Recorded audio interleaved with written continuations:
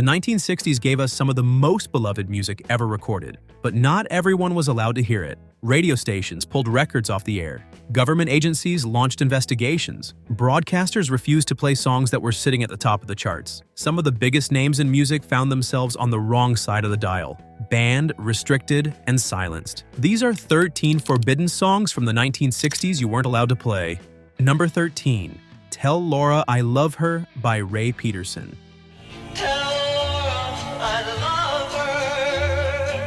In 1960, Ray Peterson released a song that told the story of a teenage boy who enters a stock car race to win money for a wedding ring. His car catches fire on the track. His final words, spoken as rescuers pull him from the wreckage, are for the girl he loves. It was a heartbreaking story, and audiences responded to it immediately. The song climbed to number 7 on the Billboard Hot 100, and over its lifetime it sold more than 7 million copies worldwide. A cover version by Welsh singer Ricky Valens reached number 1 on the UK singles chart. Despite all of that, the BBC banned it outright, citing the song as being in bad taste. There was also genuine concern that the romanticized depiction of a teenage death could inspire copycat behavior among fans.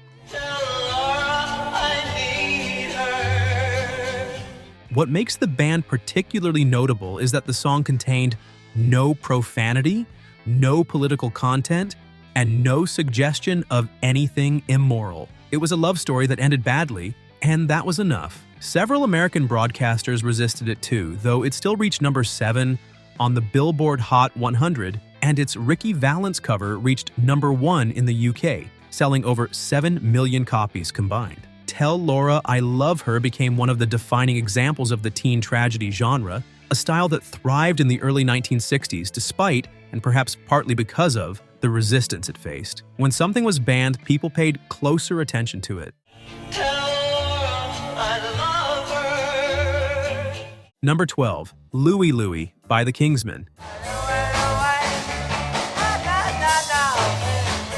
If there is one song that perfectly captures just how far authorities were willing to go to police popular music in the 1960s, it is Louie Louie by the Kingsmen. The original song was written by R&B musician Richard Berry in 1957. It told the simple story of a Jamaican sailor missing the girl he left behind. Melodically, it borrowed from a Latin dance number called El Loco Cha-Ja. It was charming, rhythmic, and entirely innocent. When the Kingsmen, a band of teenagers from Portland, Oregon, recorded their version in April 1963, everything changed. Not because of the lyrics, but because of the recording quality. They recorded in a single take at a small studio with lead singer Jack Ely standing on his toes to reach a microphone suspended from the ceiling, shouting over the instruments. The result was a recording where almost nothing Ely sang could be clearly understood. That indecipherability became the problem.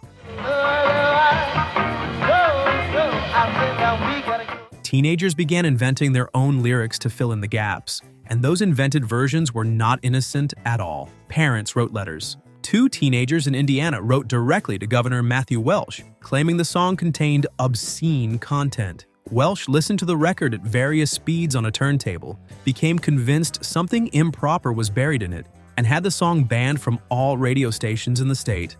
From there, things escalated rapidly. The FCC launched an investigation. Attorney General Bobby Kennedy took notice. J. Edgar Hoover's FBI opened a file on the band, sent agents to Kingsmen performances to stand next to the speakers and listen, questioned the original songwriter, and ran the recording through various kinds of audio analysis. After nearly 2 years, the conclusion was that the lyrics were simply unintelligible and could therefore not be deemed obscene. Louie Louie went all the way to number 2 on the Billboard Hot 100. The only song that kept it from number 1 was Dominique by The Singing Nun. As Kingsmen keyboardist Don Gallucci later noted with a laugh, that fact alone tells you quite a bit about the era. Number 11. Puff the Magic Dragon by Peter, Paul, and Mary.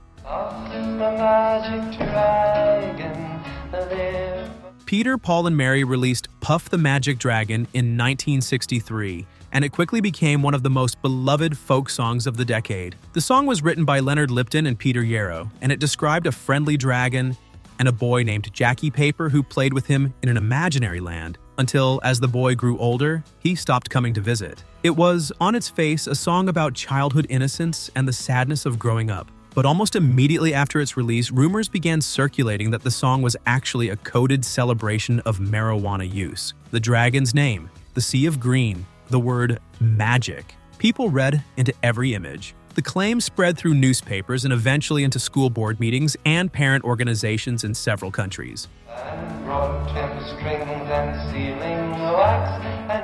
The band members denied these interpretations emphatically and repeatedly over many decades. Peter Yarrow called the drug interpretation a total invention. Despite the denials, the song was banned in parts of Asia, most notably Singapore and Hong Kong, where conservative broadcasting authorities pulled the record from the air. A number of American radio stations refused to play it as well, not because of any coordinated ban, but because station managers had heard the rumors and wanted no part of the controversy. Puff the Magic Dragon reached number 2 on the Billboard Hot 100 in 1963 and stayed on the charts for weeks. The bands accomplished little, but they attached a shadow to a genuinely tender song that, in some circles, never fully lifted.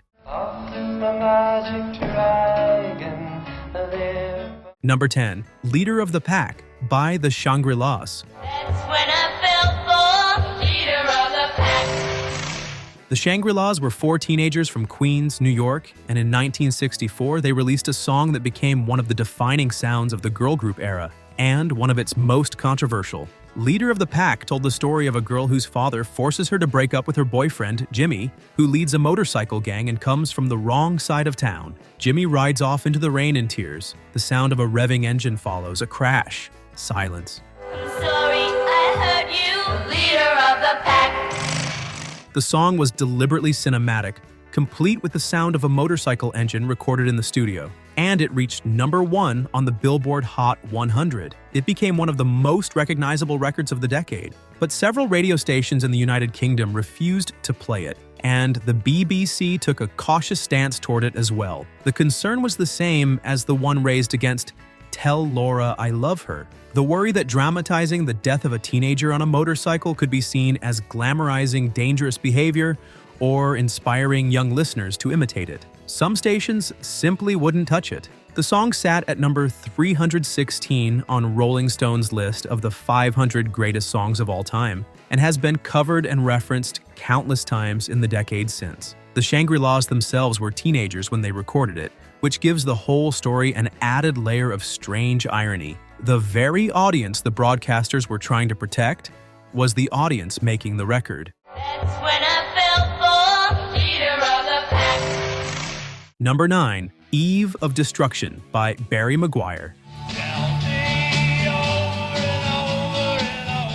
In the summer of 1965, the United States was sending combat troops to Vietnam. Civil rights demonstrators had been attacked on the bridge in Selma, Alabama, and the threat of nuclear war was still fresh in everyone's memory after the Cuban Missile Crisis 3 years earlier. Into that climate came a song that did not soften any of it. Eve of Destruction was written by a young songwriter named P.F. Sloan in mid-1964, not long after the assassination of John F. Kennedy. It was a raw, unfiltered inventory of everything that seemed to be going wrong in the world at once: war, racial injustice, political hypocrisy, and the looming possibility of total annihilation. We're on the eve of destruction.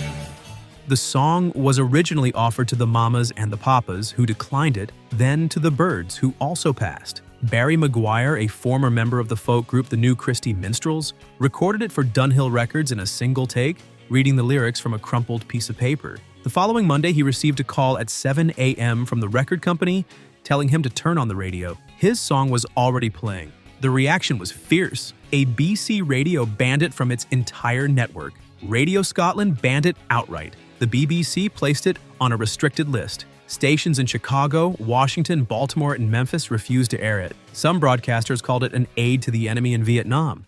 We're on the eve of destruction. Number 8, My Generation by The Who.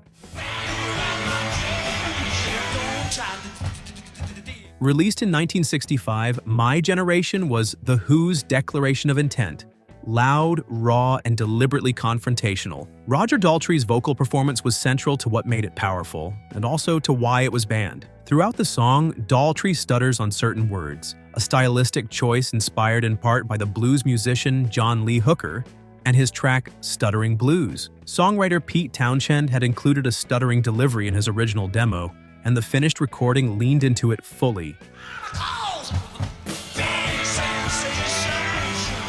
The BBC banned the song on the grounds that it could be offensive to people who actually suffered from speech disorders. It was not a question of obscene lyrics, dangerous politics, or drug references. It was the sound of the voice itself that the corporation found objectionable. The ban was later lifted, and My Generation went on to reach number 2 on the UK singles chart. Rolling Stone ranked it at number 232 on their list of the 500 greatest songs of all time. In hindsight, the BBC's reasoning reveals something about how broadly the concept of offense was being applied during this period. Censors were not just listening for dirty words, they were listening for anything that could theoretically upset anyone. That kind of sweeping sensitivity created a climate in which almost any song, if someone was determined enough to take issue with it, could find itself in trouble.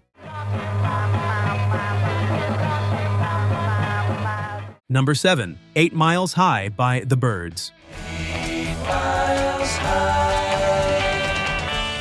In March 1966, The Byrds released 8 Miles High, a song that was genuinely unlike almost anything that had come before it in popular music. Musically, it drew heavily on the jazz saxophonist John Coltrane, with Roger McGuinn's 12-string guitar spiraling through dense, unresolved patterns that gave the record an unmistakable sense of disorientation. The band had also been listening closely to Indian classical music, and the influence of Ravi Shankar could be heard throughout the arrangement. The song was written about the band's first trip to England the previous year. The title referred to the altitude at which a commercial aircraft typically cruises. The lyrics described the sensation of arriving in a foreign country and finding everything strange and overwhelming. That explanation satisfied almost nobody.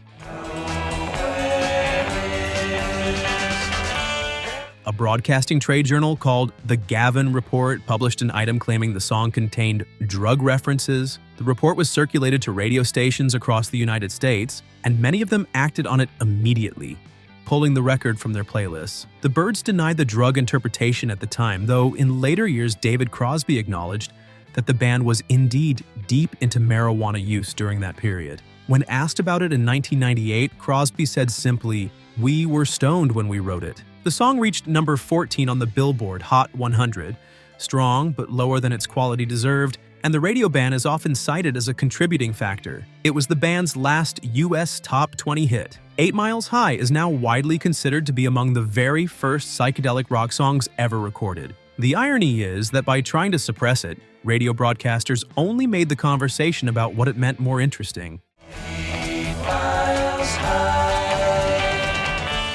Number 6. God Only Knows by the Beach Boys. God only knows what I'd do without you.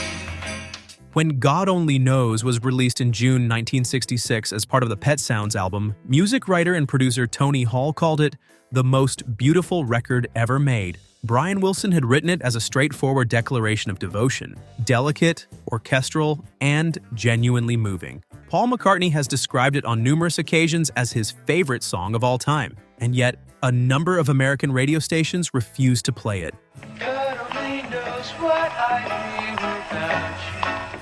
The reason had nothing to do with the music itself. Pet Sounds was already being recognized as a landmark of studio craft. Brian Wilson had spent months layering orchestral instruments, bicycle bells, and dog whistles into arrangements that no other pop record of the time came close to matching. But none of that shielded the album's standout track from suspicion. It was the title. The phrase, "God only know, honey," used in a popular song by a rock and roll band on mainstream radio, was considered by many broadcasters to be blasphemous. In the United States in the mid-1960s, invoking the name of God in a pop context was still treated with deep suspicion by certain programming directors who feared listener backlash from religious communities. It was not a universal ban. The song was played widely and reached number 2 on the UK singles chart. But the reluctance of certain American stations to touch it was real, and it prevented the song from reaching as wide an initial audience in the United States as it did abroad. Today, God Only Knows sits at number 11 on Rolling Stone's list of the 500 greatest songs of all time. The idea that it was once considered too dangerous for the airwaves because its title mentioned, God says something remarkable about how tightly controlled the American radio landscape was in 1966. God only knows what I'd be without you. Number 5. Brown-Eyed Girl by Van Morrison. You, my brown-eyed girl. Van Morrison released Brown-Eyed Girl in the summer of 1967, and it became one of the most enduring pop songs of the decade. The melody was instantly recognizable, the production was warm, and Morrison's vocal performance had a looseness and joy that felt completely natural. The song was originally titled Brown-Skinned Girl, and Morrison changed the title before recording it. Some accounts attribute the change to a recording error. Others suggest it was a deliberate decision to reduce the apparent racial dimension of the song, given that the Supreme Court's ruling in Loving versus Virginia, which struck down laws banning interracial marriage, came just days before the song was released in June 1967. The lyrics, as originally written, included a reference to making love in the green grass behind a sports stadium. That line was specifically what drew the attention of radio programmers. Several stations across the United States refused to play the original version because of it. Morrison revised the line for a cleaned-up edit, replacing it with something more neutral in order to get the song on the air. The song eventually reached number 10 on the Billboard Hot 100 and has remained a staple of classic rock radio ever since. But the fact that even a song this light and cheerful, one that has since become synonymous with carefree nostalgia, once had to be surgically altered before broadcasters would touch it, is a reminder of just how restrictive the standards of the era actually were. You, my brown-eyed girl. Number 4. Society's Child by Janis Ian. She says I can't see you anymore. Janis Ian was 16 years old when she wrote Society's Child in 1966. The song described the experience of a young white girl in a relationship with a black boy, told from her perspective as her family, her school, and her community pressure her to end it. It was not a comfortable song. It was not meant to be. The timing was significant. The Civil Rights Act had been signed in 1964. The Voting Rights Act followed in 1965. But the social reality for interracial couples in much of the United States remained harsh and, in several states, still technically illegal until Loving versus Virginia in 1967. Ian's song did not romanticize any of it. It described pressure, cruelty, and a painful capitulation to expectations. Can't see you anymore. Several radio stations refused to play it outright. Ian herself reported receiving death threats. There were incidents at live performances where audiences reacted with hostility. Some station managers who were willing to play the song received bomb threats from listeners who objected to it. Despite all of that, Society's Child was released by Verve Records, produced by George Shadow Morton, and eventually charted, reaching number 14 on the Billboard Hot 100 in 1967. Leonard Bernstein featured the song on a CBS television special about rock music that same year, which helped bring it to a much wider audience. Ian was a teenager, writing from what she had observed around her, producing a document of her moment that cut through the gap between what official America was saying about itself and what was actually happening on its streets. The fact that it was banned in so many markets only confirmed what she was writing about. She says I can't see you anymore. Number 3. Street Fighting Man by the Rolling Stones. The Rolling Stones released Street Fighting Man as a single in August 1968, and it arrived at one of the most volatile moments in American political history. The Democratic National Convention in Chicago had just taken place, and the images of police confronting demonstrators in the streets outside the convention hall had been broadcast on national television. The country was raw. The song, written by Mick Jagger and Keith Richards, addressed the feeling of political helplessness directly. A narrator watching civil unrest from a distance, aware of the tension, uncertain of his own role in it. Several American radio stations banned it immediately, particularly in Chicago, where the memory of the convention violence was still fresh. There was a real fear among some programmers that playing the song could be seen as endorsing or inciting further unrest. The timing of its release, just days after the events in Chicago, made the controversy almost unavoidable. The song charted at a relatively modest level as a result of limited airplay, though it has since become one of the Stones' most respected catalog recordings. It appears regularly on lists of essential rock songs from the era. The ban is notable because it was not based on explicit lyrics or dangerous politics. It was based purely on the perception that a song describing political turbulence might make that turbulence worse. That reasoning says a great deal about the relationship between pop music and power in 1968. The song has since become one of the Stones' most respected catalog recordings and appears regularly on lists of the essential rock songs of that decade. Number 2, A Day in the Life by the Beatles. I saw the photograph. By 1967, the Beatles were the biggest band on the planet. Their new album, Sgt. Pepper's Lonely Hearts Club Band, had been anticipated for months. When the BBC banned its closing track, A Day in the Life, just days before the album's release, it created a scandal that ran across the front pages of British newspapers. The song had been written collaboratively by John Lennon and Paul McCartney, drawing on news stories Lennon had read in the morning papers. It was structured in 3 distinct parts, each separated by a massive orchestral crescendo. 40 musicians playing a sustained build from the lowest to the highest note of their instruments simultaneously.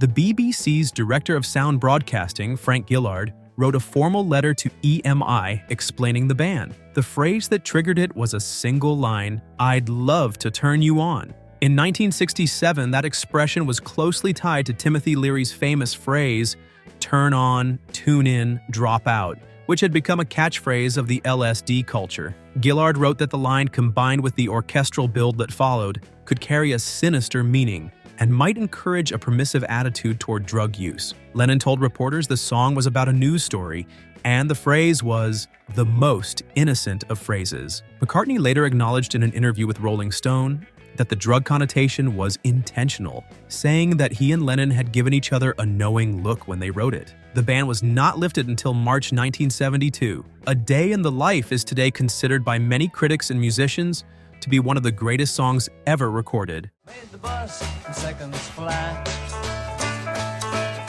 Number 1, Je t'aime moi non plus.